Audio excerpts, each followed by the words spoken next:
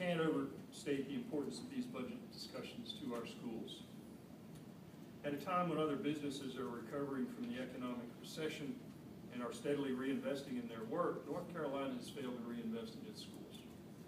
More specifically, it's failed to reinvest in the lifeblood of its schools, and that would be the teachers. Education is inherently a labor-intensive business, and if you look at the percent of all our budgets that represent salary and benefits, huge proportion, usually 80 to 85% of the school system's budget are salary and benefits. Retaining a competitive workforce requires adequate pay, ongoing training, and a strong support system. If you fail to invest in your employees, they leave. This is what superintendents are seeing as we prepare for the coming school year. In Wake County, it appears teachers are leaving in record numbers. We shared this earlier this year locally with you.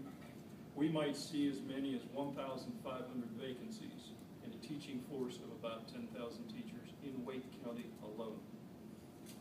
We're encouraged that all three budget proposals acknowledge the need for better pay.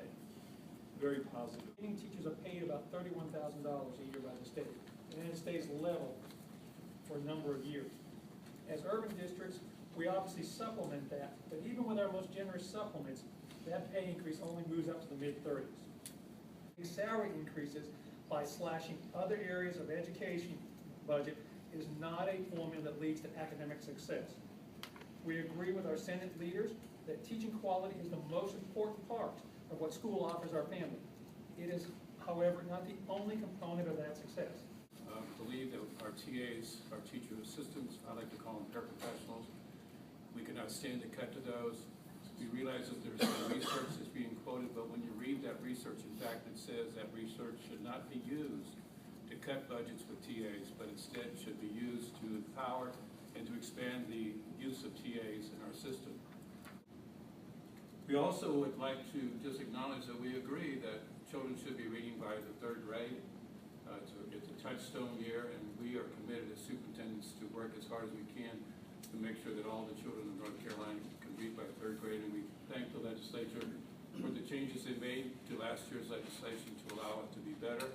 We have committed ourselves to continue to work with them to make it even better as we move forward to that important goal of all children being able to read by the end of third grade, and we would ask people to help us with that goal because it's a bigger goal than simply our school system. And finally, as superintendents, we support Common Core.